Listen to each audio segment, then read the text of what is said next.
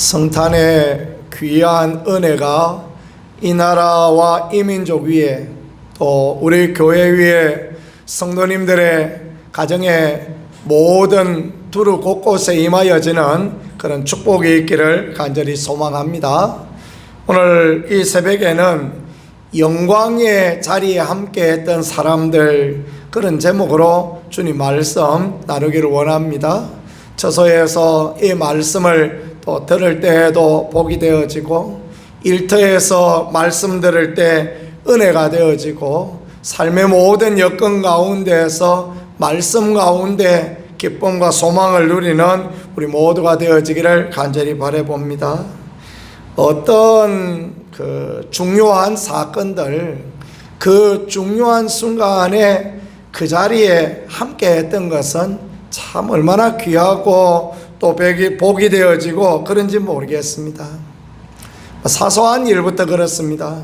예를 들면 결혼의 자리에 함께 했던 사람들, 그래서 그 바쁜 와중에도 함께 하여서 사진 한 장 찍어서 다음에 보면 내 결혼 때, 내 자녀의 결혼 때 그때 함께 했던 사람들 또 지내보면요, 그런 분들이 얼마나 고맙고 감사하고 그런지 모르겠습니다. 장례도 마찬가지죠. 장례에 잠시 얼굴을 보고 슬픔을 위로하고 그러기 위하여서 때로는 몇 시간을 운전을 해서 가야 될 때가 있습니다. 그러나 그런 자리에 참석해 주신 분들 얼마나 감사한지 모르겠습니다. 저를 가르쳐 주셨던 선생님이 저희 장모님 그 장례에 참석하셨더라고요. 그때 선생님은 강원도에서 집회를 하고 계셨는데 저희 장모님, 저희 어머니 그 장례는 전라남도 광주에서 있었습니다. 강원도에서 광주까지는 한 4-5시간의 시간이 걸릴 것입니다. 그런데도 참석하셔서 조의를 표해 주시고 위로해 주시고 할 때 참 얼마나 마음에 감동이 되어지고 참 귀한 분이구나 라는 것들을 그렇게 생각했는지 모르겠습니다. 이런 어떤 중요한 자리에 참석할 수 있다라는 것 참 얼마나 귀한지요. 목회를 하면서 저는 평생 목회자로 살았는데, 그러다가 보니까 임종을 함께하고 그랬던 분들도 있습니다. 어떤 성도님은 호스피스 병동에 계셨는데 가서 이제 성도들하고 예배를 다 드리고 났더니, 그리고 이제 평안히 하나님 나라 가십시오 하고 말씀드리고 문을 열고 나오는데 임종하셨던 분도 있고, 또 어떤 집사님은 병원에 이제 임종하실 때가 되었다라는 이야기를 듣고 급하게 병원에 그렇게 갔습니다. 가다가 경찰한테 걸려가지고 또 스티커도 받고 그래 급하게 갔는데 가서 이제 한참 있으니까 숨을 내몰아시다가 임종을 하였습니다. 참 귀한 분이었습니다. 우리 김영매 집사님도 그렇죠. 따님이 병원에 좀 병원 신방을 해주시고 또 어머니 위해서 마지막 가시는 길에 기도 좀 해달라라는 부탁을 받고 병원에 갔더니 의식이 없는 상태고 가쁜 숨을 몰아쉬고 그렇게 계셨습니다. 제가 보기에는 얼마 가지 않겠다라는 생각이 들었는데, 잠시 기도 마치고 보니까 숨을 더 많이 몰아쉬고 있었습니다. 그러다가 스르르 평안하게 그렇게 잠들었습니다.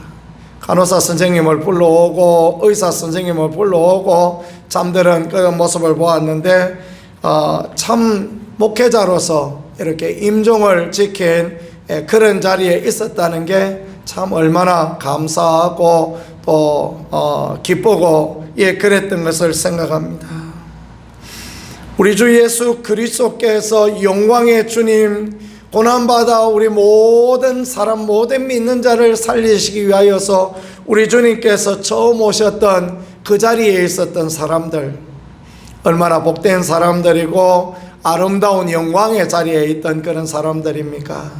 다시 오실 영광의 주님, 만왕의 왕으로 온 세상을 통치하시고 온 세상에 믿는 자들을 불러 모아 영원한 주의 나라로 이끌어 가시기 위하여 오실 그 재림의 주님이 오실 그 자리에 함께 할 수 있다면 또 얼마나 더없이 행복하고 기쁜 그런 모습들이 되어지겠습니까? 주님 오시던 초림의 예수님께서 오시던 그 영광의 자리에 있었던 사람들, 이 사람들을 생각해 보고자 합니다. 첫 번째는 마리아와 요셉이라는 사람입니다. 그들이 정혼하였습니다. 유대인들의 관례에 의하면 1년 전에 이제 약혼하고 정혼을 하고 1년간의 시간이 지난 뒤에 1년 안에 결혼을 하였다고 합니다. 그런데 1년이 되어지기 전에 천사가 마리아에게 나타났습니다. 마리아에게 무슨 말을 합니까? 내가 잉태하여 하나님의 아들을 낳겠다. 잉태하여 아들 낳으니 이름을 예수라 하라. 누가복음 1장에 기록되어졌죠. 그래, 마리아가 그런 고백을 합니다. 내가 사내를 알지 못하는데 어찌 이런 일이 있겠습니까? 그랬더니 천사가 말해요. 지극히 높은 이의 능력이 너를 덮으리니 나실 바 거룩한 이는 하나님의 아들이라 일컬음 받으리라. 네가 성령으로 인하여 잉태되어질 것이고 또 하나님의 아들을 낳을 것이다 라는 그런 예언을 하게 되어지는 것입니다. 마리아는 무엇라고 말합니까? 주의 여종이오니 말씀대로 내게 이루어지이다, 그렇게 고백합니다. 참 귀한 믿음 아닙니까? 정혼하여서 결혼을 하지 않은 상태에서 이제 잉태되어지면 여인은 간음죄로 돌을 맞아 죽게 되어집니다. 그러나 하나님이 말씀하시고 하나님의 아들이 자신의 몸에서 태어날 것이다 라는 예언을 받았을 때 그녀는 주의 말씀대로 내게 이루어지이다, 그런 고백을 합니다. 이런 고백을 할 수 있는 그는 초림의 예수, 이 땅의 모든 사람의 죄를 용서하기 위하여 오신 하나님의 아들을 잉태할 수 있는 그런 귀한 은혜를 입고 또 하나님의 아들을 낳고 하나님의 아들을 키울 수 있는 영광을 누리게 되는 것을 보여주고 있습니다. 거룩한 순종의 사람을 하나님께서 이렇게 기뻐하시고 이렇게 은혜를 허락하여 주시는 것입니다. 마태복음 1장에 보니까 요셉의 그 아름다움을 또 말씀합니다. 자신의 정혼녀가 잉태한 것을 알지만은 그렇지만 사랑하는 사람을 위하여 가만히 끊고자 하였다. 이 가만히 끊고자 하는 게 그게 쉽겠습니까? 얼마나 큰 배심 또 모멸감을 느꼈겠습니까? 이 아이는 누구의 아기냐? 아무리 생각해도 이 아이는 다른 남자의 아이라고 생각할 수밖에 없었을 거 아닙니까? 그런데 말입니다. 가만히 끊고자 하였다. 이 참 말도 안 되는 아름다운 그런 모습이지 않습니까?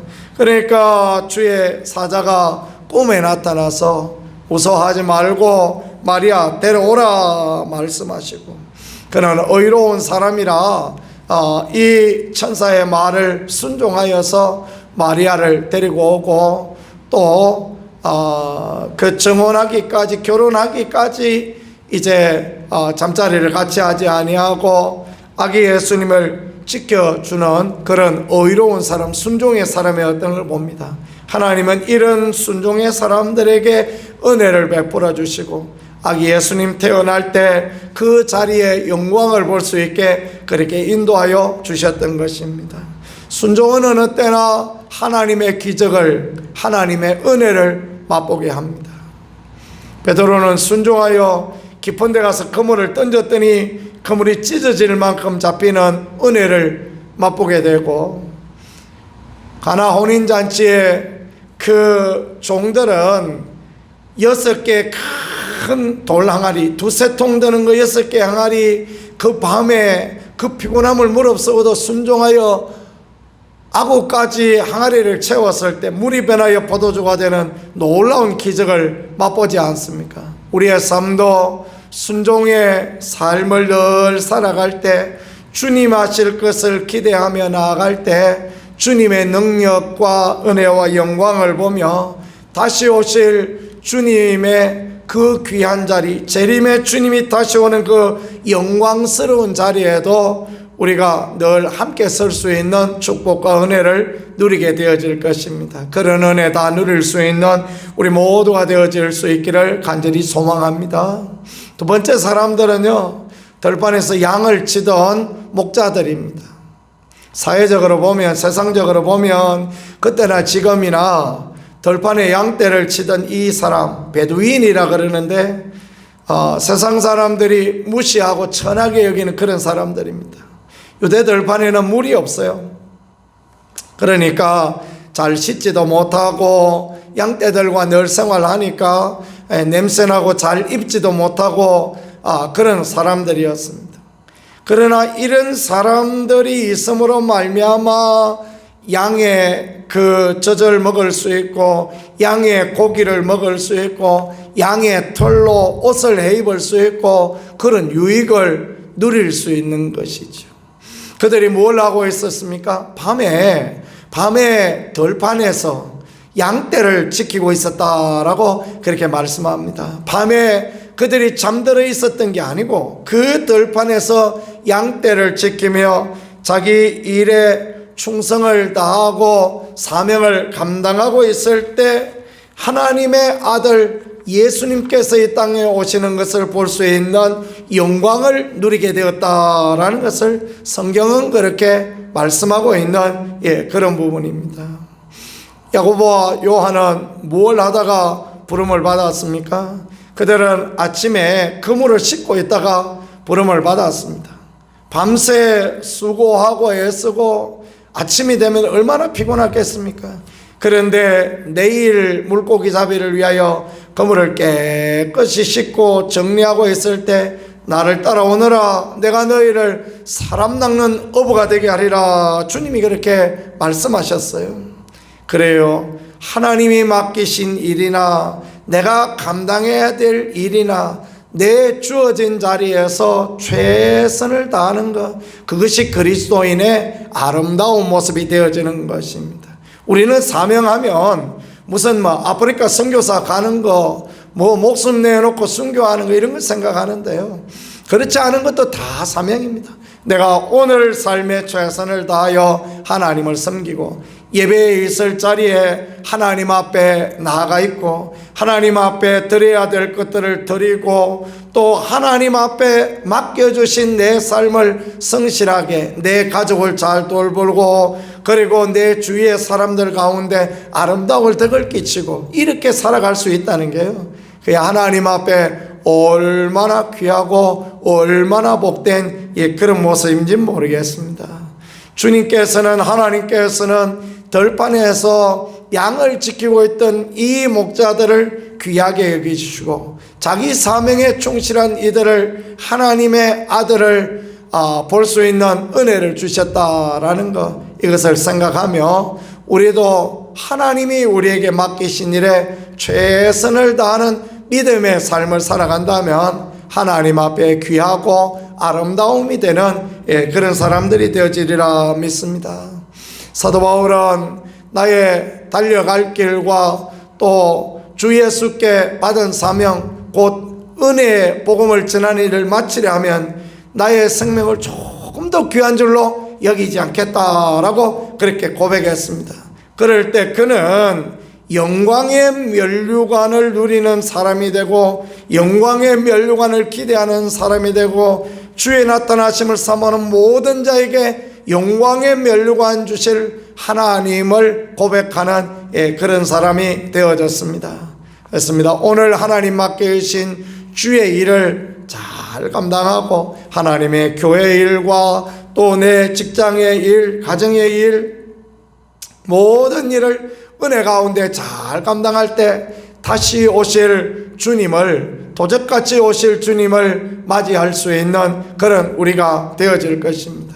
깨어있다라는 것은 영적으로 깨어있는 삶이 되어져야 한다라는 말이기도 하지만, 깨어있다라는 것은 우리의 삶에 최선을 다하고 있는 그런 모습이 또한 깨어있는 그런 모습이 되어질 것입니다. 마지막으로 동방에서 온 박사들입니다. 그들은 별을 연구하는 사람들이었습니다.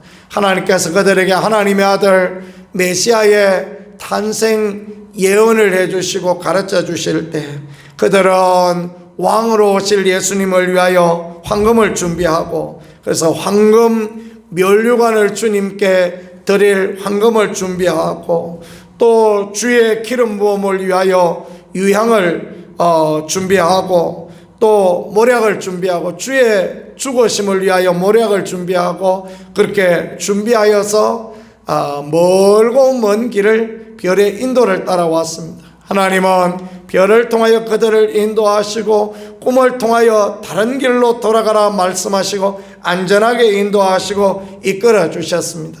주의 나타나심을 사모하는 모든 사람에게 은혜를 주시는 하나님께서 그렇게 은혜 주셔서 동방 박사들이 황금과 유향과 몰약을 드리며 아기 예수님께 경배하였던 것처럼, 그렇게 하나님의 은혜를, 하나님의 축복을 누리는 복된 인생, 아름다운 인생 살아갈 수 있도록 하나님께서 역사하여 주실 것입니다.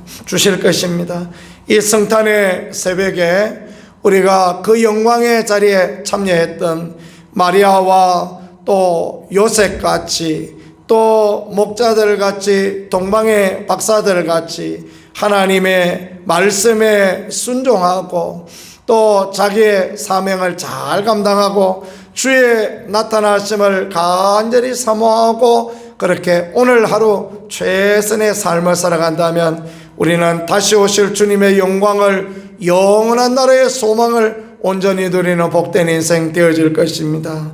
모든 성도와 모든 삶에 이런 귀한 은혜가 우리 모두에 있기를 우리 구세주 예수 그리스도 이름으로 간절히 축복합니다. 기도드리겠습니다. 하나님 아버지, 감사합니다.